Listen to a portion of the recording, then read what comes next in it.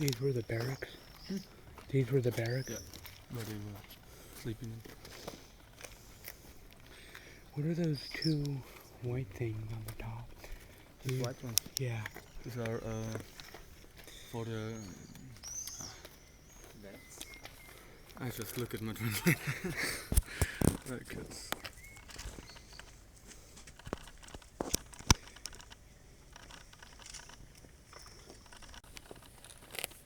Okay. To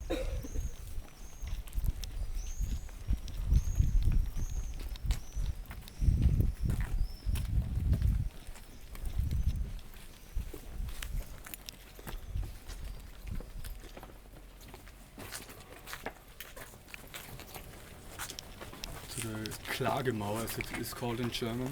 In English, I think it is Wailing Wall. So the people had to stand here, head to the wall, for at least 2 hours.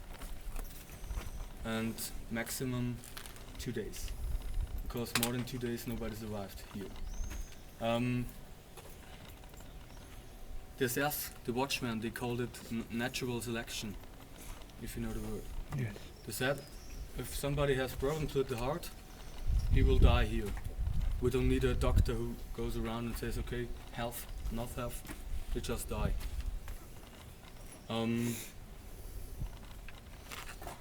This fence, as the assessment came and said to the prisoners, look at the fence. The fence has about 360 volts, so don't try to run away.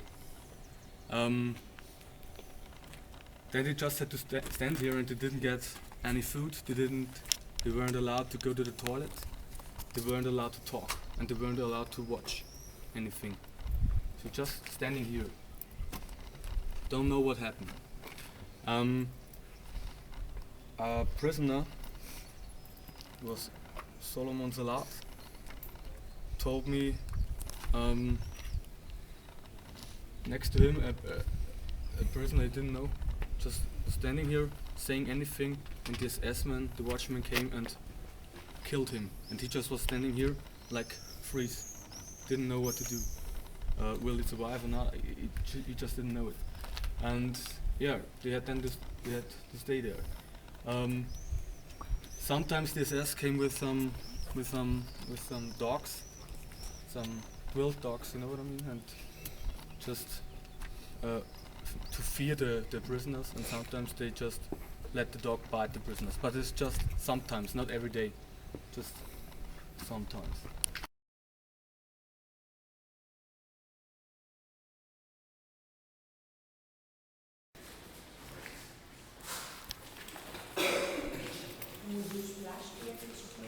Yeah. This is where it's a laundry area? Yeah. Yeah. Where the prisoners were washed in the showers and stuff like that. Okay.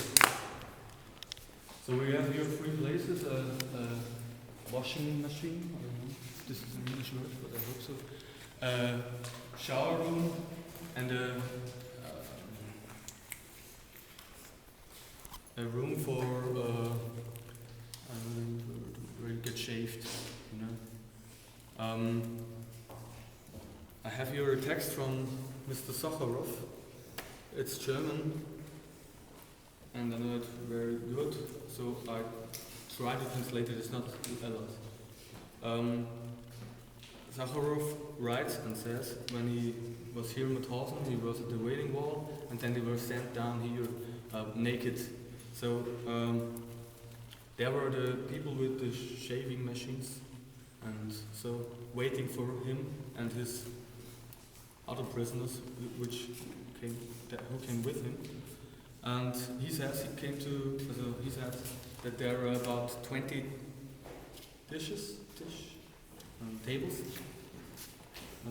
tables, and behind every table there was a prisoner with a shaver.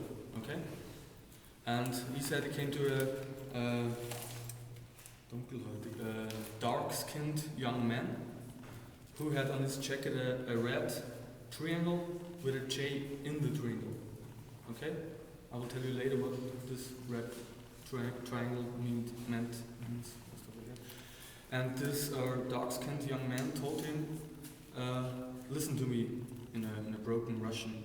He said that if you're sick, don't tell the SS man, otherwise you get burned. You have to work hard, but just do as if you just do as if you work. You know what I mean? Mm-hmm. Just do like that. Take care that you don't run into the eyes of the capos, the other watchers, the people who were not SS men, but also prisoners who watched about the other prisoners. Those are criminals. Don't go under their eyes. Okay, very interesting. You remember the sanitary camp? And the first thing, the prisoner who is here for a longer time told to this new prisoner was, if you're sick, don't tell the SS man, you know? Otherwise you'll get to the sanitary camp and this will be your death. After this shaving, so the people, you have to know, you go to this table, there's a man who don't know you and you don't know, okay? An alien one, you know? And he's shaving you. You're completely naked in front of him, in front of this man you don't know. He's shaving your whole hair from the whole body. Why are the prisoners getting shaved? What do you think? Lice. Yeah, that's the main reason was lice. On every barrack there was a sign, which was on that sign was standing "En laus den Tod," which means in English, "One lies, you're death." You know? Mm-hmm. Okay. Yeah. And the second reason was if everybody has the same haircut, has the same clothes, everybody will look the same. They are no individual, they are no own human anymore. When you take a look at you, everybody has a different style, everybody has his own clothes, his own haircut. This is what nobody of the prisoners had anymore. So they were all the same, just no names anymore, just number, and that's it. Okay.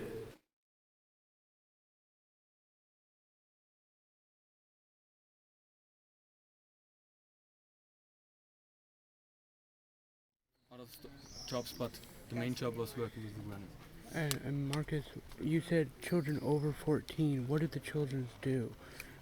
They work. Oh, some children work at the quarry. Mm-hmm. 14-year-old children work in the quarry. Okay.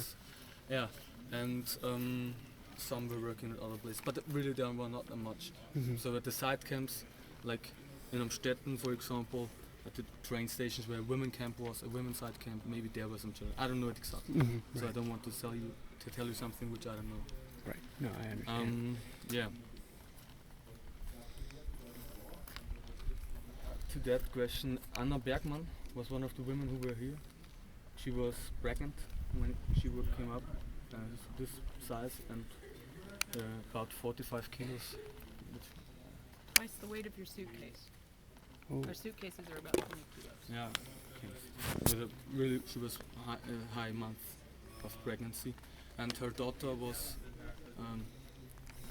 born here in Mauthausen in the camp, and she had luck in that she wasn't killed and that her daughter wasn't killed. Oh. So usually both had no workable people, gas chamber usually, or killing. But they both survived because the SS said she thought the SS want to be good to her so that he tells the Americans and the Russians, no, the SS were good to us, so don't be too bad to the SS after the war.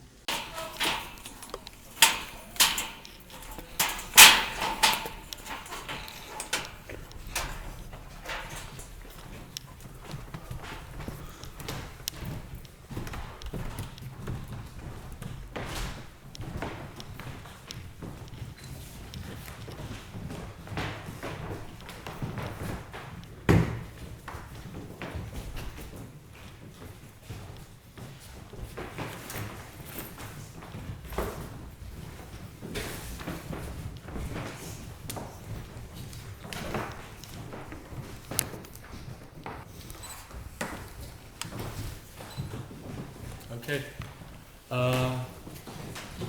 We are in block 6. So it's the block in the middle, and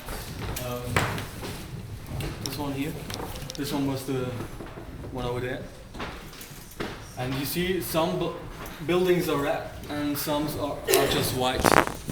The red ones are the buildings who are standing nowadays, and the white ones, you see, there are other buildings everywhere. So the camp was far bigger than it is than we see now. Okay, but we had to put the rest away because it was too expensive to care about all these buildings. You know, they're all of wood and stuff like that. So with that, well, it was in 1955. We just try to care about the most important buildings, and the rest we are giving to the people of Austria. We are in area A of block 6, and all areas are divided up into 2 places. This is the so-called living room of area B, area A, sorry, and over there is the so-called sleeping room of area A. Living room doesn't mean they were chilling there. Living room meant here were the privileged prisoners, and over there were the rest. Do you know Himmler? Okay, Himmler was one of the highest men in the NSDAP, in the Nazi party. He was the man for the concentration camp. Okay? He was the RFSS, which means Reichsführer der SS, which means the boss of the SS, of the whole SS. And he was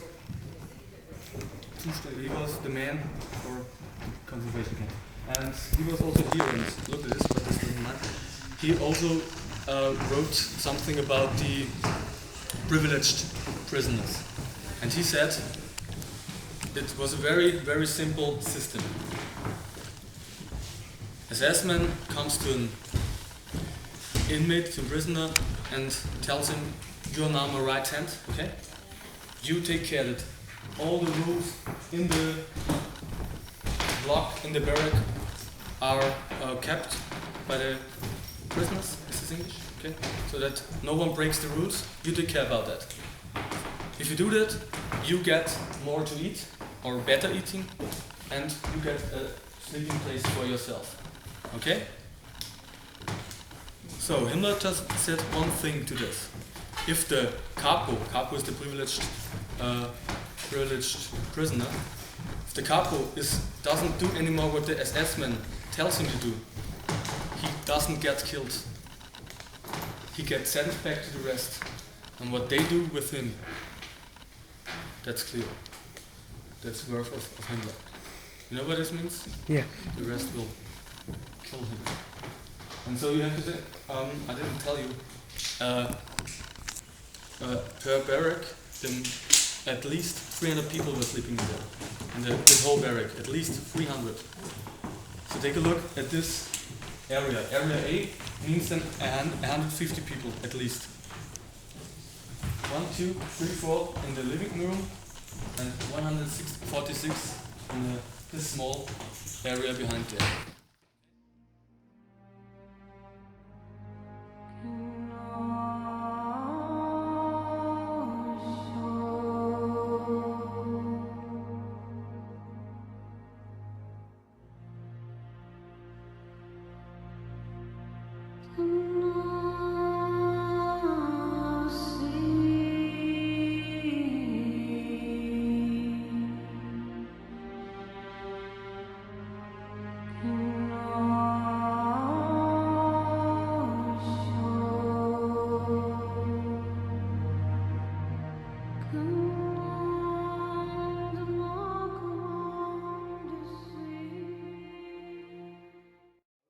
Washing over there and going out to eat.